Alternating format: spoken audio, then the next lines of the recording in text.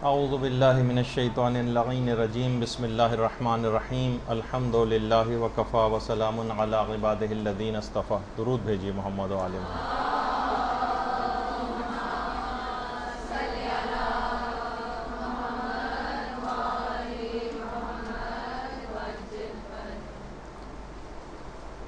بعض آج کل جو انٹرنیٹ کی ایک دنیا ہو گئی، اس میں بہت سارے انحرافات بہت تیزی کے ساتھ پھیل رہے ہیں. سب سے پہلی بات تو یہ دماغ میں رکھ لیجئے کہ انٹرنیٹ پہ آنے والی ہر چیز، فیس بک پہ آنے والی ہر چیز یہ اوتھینٹک نہیں ہوتی. اس میں بہت گڑبڑ ہیں. اس کے اندر جو نظریات پھیلائے جا رہے ہیں، تو ظاہر آدمی مختلف افکار کو انٹرنیٹ کے اوپر دیکھتا ہے تو بعض اوقات متاثر ہوتا ہے. تو ایک چیز یہ پھیلائی جا رہی ہے کہ دانوں کی جو تسبیح ہوتی ہے اس پر ذکر خدا کرنا یہ بدعت ہے. اور اوائل اسلام میں کہیں پر بھی اس قسم کی کوئی تسبیح استعمال نہیں ہوتی تھی. دلائل میں یہ بات کہی جاتی ہے. نہ ہمیں مکہ مدینے میں لوگ کہتے ہیں کہ کہیں کوئی اس طرح کی کوئی تسبیح نظر آتی ہے لوگوں کے ہاتھوں میں. تو بہرحال اس کا مطلب یہ ہے کہ اس پہ تسبیح کرنا بدعت ہے اور اپنی انگلیوں ہی کے اوپر تسبیح کرنی چاہیے. شد و مت کے ساتھ غیر شیعہ وہابی علماء میں خاص طور پر ناصر الدین البانی، انہوں نے اس اعتراض کو خاص طور پر اٹھایا ہے اور بہت زیادہ یہ بات پھیلائی جا رہی ہے کہ یہ بھی بدعت ہے، وہ بھی بدعت ہے، وہ بھی بدعت ہے. اور حیرت انگیز بات یہ ہے کہ جو بھی مکے اور مدینے جاتا ہے وہاں تو کوئی دکان ایسی نہیں جہاں پہ ہزاروں تسبیحاں وہاں نہ رکھی نہ رہتی ہوں. تو پتہ نہیں یہ کون افراد ہیں کہ جو یہ بات کہتے ہیں کہ مکے اور مدینے میں کوئی تسبیح نظر نہیں آتی. اور البتہ یہ ضرور ہے کہ انگلیوں پر تسبیح کرنا زیادہ بہتر ہے یا تسبیح کے اوپر تسبیح پڑھنا زیادہ بہتر ہے، اس میں کچھ علماء میں اختلاف ہے. وہ علماء جو کہ انگلیوں پر تسبیح پڑھنے کو زیادہ بہتر سمجھتے ہیں، وہ کہتے ہیں کہ کچھ علماء کا گروپ ہے ایسا جو کہتے ہیں زیادہ بہتر ہے. بدعت تو ہرگز بھی نہیں ہے تسبیح کے اوپر تسبیح پڑھنا، لیکن بہتر کون سی چیز ہے؟ تو کہتے ہیں انگلیوں پر تسبیح کرنا. کچھ علماء کہتے ہیں کہ یہ زیادہ بہتر ہے اور اس کی دلیل سورہ یاسین کی آیت نمبر 65 ہے. الیوم نختم علی افواہہم، اور ہم قیامت کے روز ان کے منہ پر مہر لگا دیں گے. وتکلمنا ایدیہم، پھر ان کے ہاتھ کلام کریں گے، ہاتھ جو ہے وہ بولیں گے. وتشہد ارجلہم، اور ان کے پاؤں گواہی دیں گے. بما کانوا یکسبون، کہ جو کچھ یہ لوگ اعمال انجام دیتے تھے ان کے ہاتھ گواہی دیں گے، ان کے پاؤں گواہی دیں گے. ان کے ہاتھ بولیں گے اور ان کے پاؤں باقاعدہ گواہی دیں گے کہ یہ لوگ کیا عمل کرتے رہے ہیں.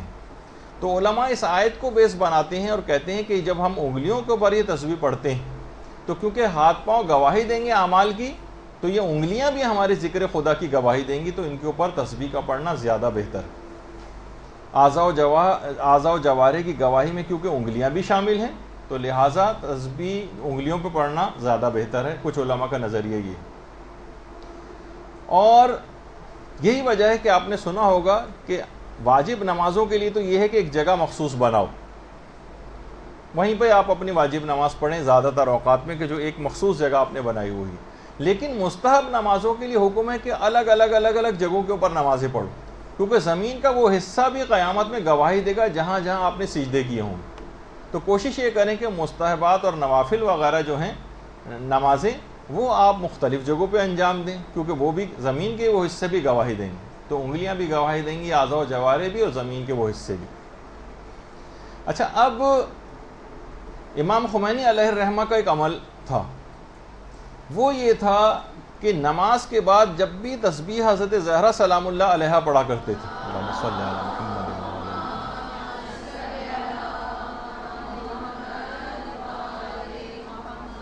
وہ ہمیشہ انگلیوں ہی کے اوپر پڑھتے تھے. تسبیح حضرت زہرا سلام اللہ علیہا ہمیشہ امام خمینی انگلیوں پر پڑھتے تھے، اور جو اور اذکار ہوتے تھے اس تسبیح کے علاوہ، جو دیگر اذکار ہیں وہ تسبیح کے اوپر پڑھا کرتے تھے، وہ انگلیوں پر نہیں پڑھتے تھے. لیکن تسبیح حضرت زہرا فقط انگلی پر پڑھتے تھے، چاہے وہ تسبیح سامنے مصلی پر موجود ہی کیوں نہ ہوتی تھی. تو یہ ان کا ایک طریقہ کار تھا.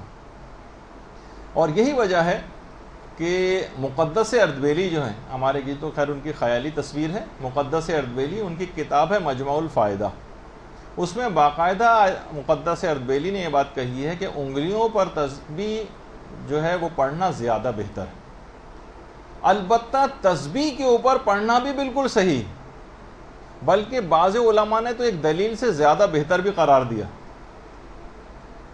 کہا کہ اچھا یہ جو ابھی آپ نے سنا کہ ناصر الدین البانی صاحب نے اس کے اوپر اعتراض کیا اور اس کو بدعت قرار دیا ہے، تو خود غیر شیعہ مقدس بڑے بڑے علماء میں باقاعدہ، جن کے اندر خطیب بغدادی شامل ہیں اور خود امام بخاری شامل ہیں اور امام احمد ابن حنبل بھی شامل ہیں اور ترمذی بھی ہیں، سیوطی ہیں، ابن عساکر ہیں، بہت سارے بڑے بڑے جو علماء ہیں غیر شیعہ، انہوں نے نہ صرف تسبیح کے اوپر اذکار پڑھنے کی تائید کی ہے اور بلکہ اس سلسلے میں احادیث بھی اپنی کتابوں کے اندر نقل کی ہیں. تو یہ بات جو پھیلائی جا رہی ہے اور ہمارے لوگ بھی اس سے بڑے متاثر ہوتے ہیں، اور کچھ دن میں آپ کے پاس بھی یہ نظریہ آہستہ آہستہ کھسک کے آنے والا تھا، تو میں نے پہلے ہی سے خبردار آپ کو کر دیا کہ اس قسم کی بات اگر کبھی آپ سنیں تو آپ کے پاس اس کے دلائل موجود ہیں. اور خود غیر شیعہ علماء بھی اس کے قائل ہیں جن کے نام ابھی میں نے گنوائے، اور باقاعدہ وہ حضرت عبداللہ ابن عمر کی، جو حضرت عمر کے بیٹے تھے عبداللہ ابن عمر، ان کی ایک حدیث بھی نقل کی جاتی ہے اس سلسلے میں. وہ خود فرماتے ہیں کہ میں نے رسول خدا کے دائیں ہاتھ میں ایک تسبیح خود دیکھی، یعنی پیغمبر اسلام بھی ہاتھ میں تسبیح اس انداز سے رکھا کرتے تھے. اور ہمارے جو علماء تسبیح کے اوپر پڑھنے کو زیادہ بہتر خیال کرتے ہیں، ذکر کو انگلی کے اوپر بھی پڑھ سکتے ہیں، لیکن وہ کہتے ہیں تسبیح پر پڑھنے کا، تو وہ فرماتے ہیں کہ اس کی ایک دلیل حضرت زہرا سلام اللہ علیہا کا ایک عمل. اللہم صلی علی محمد و آل محمد.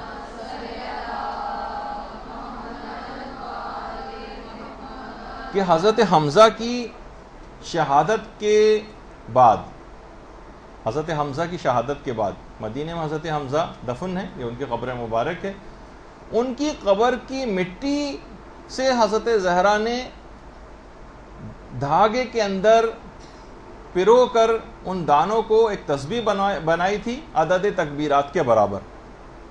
خود حضرت حمزہ کی قبر کی مٹی کو گوندھ کر حضرت زہرا نے ایک تسبیح بنائی تھی اور اس پر وہ ذکر خدا کیا کرتی تھی. صاحب جواہر نے، جن کی بہت مشہور کتاب جواہر الکلام ہے، اس پہ باقاعدہ کافی ان کے اس حدیث کے سلسلے میں اس عمل کو ڈسکس بھی کیا ہے، اور کہا ہے کہ وہ آیت جو ابھی آپ نے اس سے پہلے ابھی ہم بات کر چکے ہیں اس پہ کہ الیوم نختم علی افواہہم، کہ ان کے زبانوں کے اوپر ہم مہرے لگا دیں گے اور ان کے ہاتھ کلام کریں گے اور پاؤں گواہی دیں گے اور اس کی وجہ سے انگلیاں بھی گواہی دیں گی.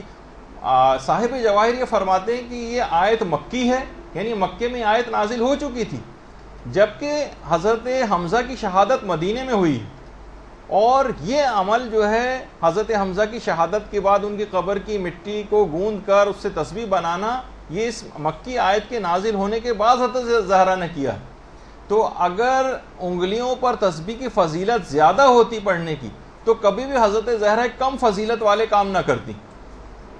جب وہ یہ واقعہ اس کے بعد ہوا ہے، یہ آیت مکی ہے، تو اگر اس میں فضیلت زیادہ تھی تو ایک کم فضیلت والی چیز کی طرف وہ کیوں جاتی؟ اس کے معنی یہ ہیں کہ اس کے اندر بھی ایک ایسی افضلیت ہے کہ جس کی بنا پر حضرت زہرا نے یہ کام کیا. اور پھر قبر امام حسین علیہ السلام کی مٹی، اللہم صلی علی محمد و آل محمد.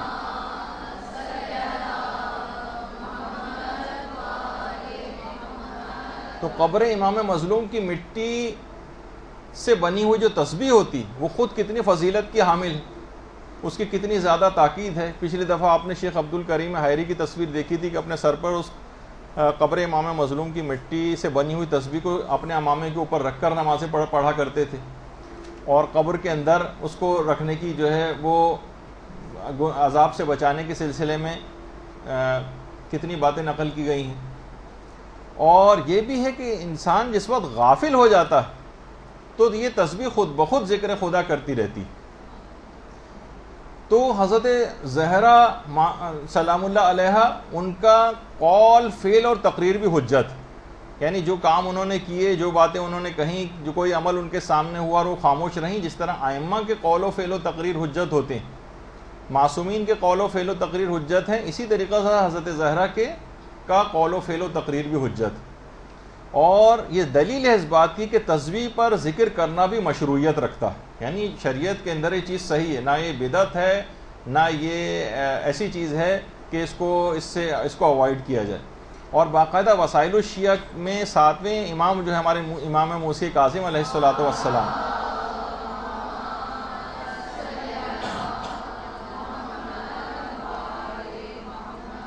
اس کی 6ٹھی جلد میں وسائل الشیعہ کی خود امام کی ایک حدیث ہے کہ مومن کے پاس 5 چیزیں ہونا ضروری، یعنی جو مومن کے پاس رہنی چاہیے.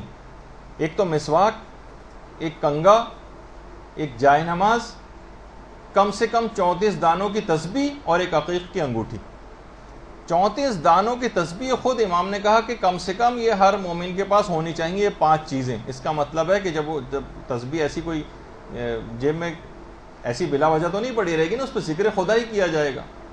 اور باقاعدہ خود چوتھے امام ہمارے امام زین العابدین علیہ الصلوۃ والسلام کا ایک عمل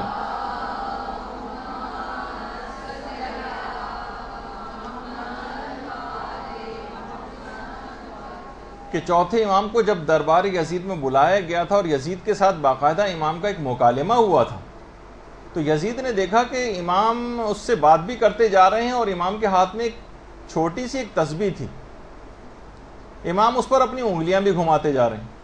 اس نے فوراً آپ کے اوپر ایک اعتراض کیا اور کہا کہ یہ کیا بات ہے کہ آپ مجھ سے باتیں بھی کر رہے ہیں اور ذکر بھی نہیں کر رہے اور پھر بھی انگلیاں اس کے اوپر گھماتے چلے جا رہے ہیں، یہ کیسا عمل ہے آپ کا؟ تو امام نے اس کا جواب دیا کہ میرے بابا نے میرے جد سے نقل کیا ہے کہ پیغمبر اسلام نماز صبح کے بعد گفتگو نہیں فرماتے تھے اور تسبیح لے کر ذکر خدا کیا کرتے تھے، اور جب ذکر خدا تسبیح کے اوپر کر لیتے تھے تو اس کے بعد جس سے بھی باتیں کرنا چاہتے تھے باتیں کرتے تھے، البتہ بغیر ذکر کے فقط دانوں کے اوپر ہاتھ پھیرتے رہتے تھے. کوئی ذکر نہیں کرتے تھے، باتیں کرتے جاتے تھے اور دانوں پہ انگلیاں پھیرتے جاتے تھے، یعنی دانوں کو گھماتے جاتے تھے. اور پھر جب رات ہوتی تھی تو تسبیح کو تکیے کے نیچے رکھ کر سو جاتے تھے اور فرماتے تھے کہ اس طرح سے کرنے سے انسان ہر بلا سے محفوظ ہو جاتا ہے. یعنی ذکر خدا کریں اور اس کے بعد تسبیح کو تکیے کے نیچے رکھ لیں، اس سے ہر بلا سے انسان محفوظ ہو جاتا ہے. اور امام نے فرمایا یہ جو میں تجھ سے گفتگو کر رہا ہوں اور تسبیح کو ہاتھ میں لیے ہوئے ہوں تو میں اپنے جد رسول اللہ کی سیرت کی پیروی کر رہا ہوں. اللہم صلی اللہ علیہ وسلم.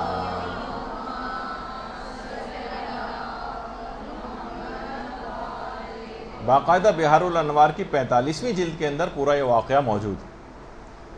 اور علماء نے کہا کہ اس کی افضلیت کی ایک اور دلیل بھی ہے تسبیح کے اوپر ذکر خدا کرنے کی، کہ اس کے اندر دونوں چیزیں جمع ہو جاتی ہیں. تسبیح میں دونوں فضیلتیں حاصل ہوتی ہیں، اس پہ انگلیاں بھی خود بخود گھوم رہی ہوتی ہیں اور تسبیح پر پڑھنے کا بھی ثواب مل رہا ہوتا ہے.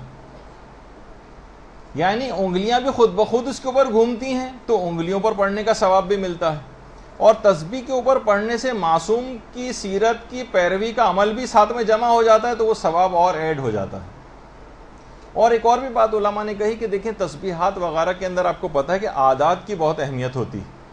عدد 34 بار 33 بار اتنی دفعہ انگلیوں کے اوپر پڑھنے میں ایک مسئلہ یہ ہو سکتا ہے کہ انسان بھول جائے کہ اس نے کتنی دفعہ پڑھا ہے، لیکن تسبیح کے اندر آپ کا عدد آپ کو پتہ چل جاتا ہے کہ میں نے کتنی دفعہ پڑھا ہے. اس کے اوپر مارک ہوتے ہیں، باقاعدہ وہ ایک امام ہوتا ہے اس کے اندر، اس آپ کو پتہ ہوتا ہے کہ کتنی چیز میں کتنی دفعہ پڑھ چکی ہوں. اور علماء یہ بھی فرماتے ہیں کہ اعصاب پر ایک عجیب اثرات روحی طور پر نمودار ہوتے ہیں جب بھی انسان تسبیح کے اوپر کوئی ذکر پڑھتا ہے.